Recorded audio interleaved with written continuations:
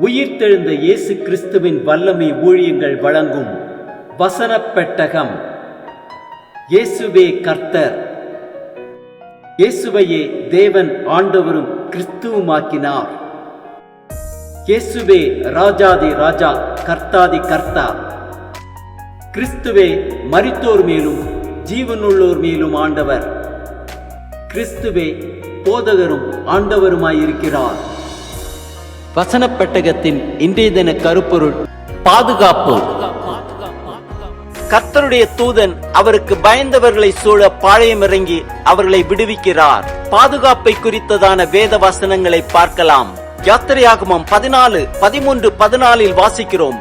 அப்பொழுது மோசே ஜனங்களை நோக்கி, பயப்படாதிருங்கள், நீங்கள் நின்று கொண்டு இன்றைக்கு கர்த்தர் உங்களுக்கு செய்யும் இரட்சிப்பை பாருங்கள். இன்றைக்கு நீங்கள் காண்கிற எகிப்தியரை இனி என்றைக்கும் காண மாட்டீர்கள். கர்த்தர் உங்களுக்காக யுத்தம் பண்ணுவார், நீங்கள் சும்மா இருப்பீர்கள் என்றான். உபாகமம் 31:6 வாசிக்கிறோம், நீங்கள் பலம் கொண்டு திடமனதாயிருங்கள், அவர்களுக்கு பயப்படவும் திகைக்கவும் வேண்டாம். உன் தேவனாகிய கர்த்தர் தாமே உன்னோடே கூட வருகிறார், அவர் உன்னை விட்டு விலகுவதும் இல்லை, உன்னை கைவிடுவதும் இல்லை என்று சொன்னான். 2 சாமுவேல் 22:3-4 வாசிக்கிறோம், தேவன் நான் நம்பியிருக்கிற துருகமும் என் கேடகமும் என் இரட்சணிய கொம்பும் என் உயர்ந்த அடைக்கலமும் என் புகலிடமும் என் இரட்சகருமானவர், என்னை வல்லடைக்கு நீங்களாக்கி ரட்சிக்கிறவர் அவரே. ஸ்துதிக்கு பாத்திரராகிய கர்த்தரை நோக்கி கூப்பிடுவேன், அதனால் என் சத்துருக்களுக்கு நீங்களாக்கி ரட்சிக்கப்படுவேன். சங்கீதம் 3:4-5 வாசிக்கிறோம், ஆனாலும் கர்த்தாவே, நீர் என் கேடகமும் என் மகிமையும் என் தலையை உயர்த்துகிறவருமாயிருக்கிறீர். நான் கர்த்தரை நோக்கி சத்தமிட்டு கூப்பிட்டேன், அவர் தமது பரிசுத்த பர்வதத்திலிருந்து எனக்கு செவி கொடுத்தார். நான் படுத்து நித்திரை செய்தேன், விழித்துக் கொண்டேன், கர்த்தர் என்னை தாங்குகிறார். சங்கீதம் 5:11 வாசிக்கிறோம், உம்மை நம்புகிறவர்கள் யாவரும் சந்தோஷித்து எந்நாளும் கெம்பீரிப்பார்களாக, நீர் அவர்களை காப்பாற்றுவீர். உம்முடைய நாமத்தை நேசிக்கிறவர்கள் உம்மில் களி கூறுவார்களாக. சங்கீதம் 12:5 வாசிக்கிறோம், ஏழைகள் பாழாக்கப்பட்டது நிமித்தமும் எளியவர்கள் விடும் பெருமூச்சு நிமித்தமும் நான் இப்பொழுது எழுந்து அவன் மேல் சீறுகிறவர்களுக்கு அவனை காத்து சுகமாயிருக்க பண்ணுவேன் என்று கர்த்தர் சொல்லுகிறார்.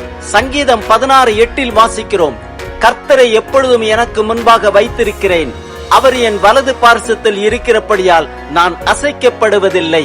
சங்கீதம் 17:8-9 வாசிக்கிறோம், கண்மணியைப் போல என்னை காத்தருளும், என்னை ஒடுக்குகிற துன்மார்க்கருக்கும் என்னை சூழ்ந்து கொள்கிற என் பிராண பகைஞருக்கும் மறைவாக உம்முடைய செட்டைகளின் நிழலிலே என்னை காப்பாற்றும்.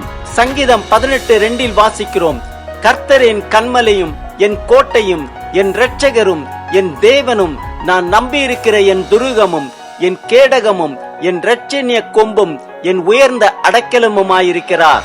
சங்கீதம் 20:1 வாசிக்கிறோம், ஆபத்து நாளிலே கர்த்தர் உமது ஜெபத்தை கேட்பாராக, யாக்கோபின் தேவனுடைய நாமம் உமக்கு உயர்ந்த அடைக்கலமாவதாக.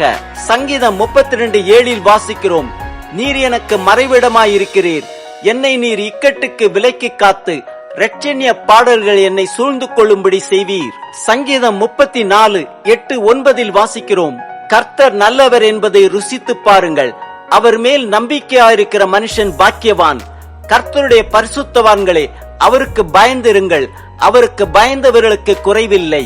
சங்கீதம் 34:19 வாசிக்கிறோம், நீதிமானுக்கு வரும் துன்பங்கள் அநேகமாயிருக்கும், கர்த்தர் அவைகள் எல்லாவற்றிலும் நின்று அவனை விடுவிப்பார். ஆம், கர்த்தருக்கு பயந்திருப்போம், அப்பொழுது நமக்கு ஒரு குறைவும் வருவதில்லை. நமக்கு வரும் எல்லா துன்பங்களிலிருந்தும் நம்மை விடுவிப்பார்.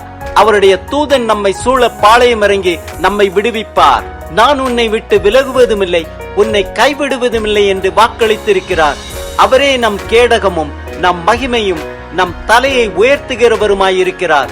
ஸ்துதிக்கு பாத்திரராகிய கர்த்தருக்கே துதி கன மகிமையை செலுத்துவோம்.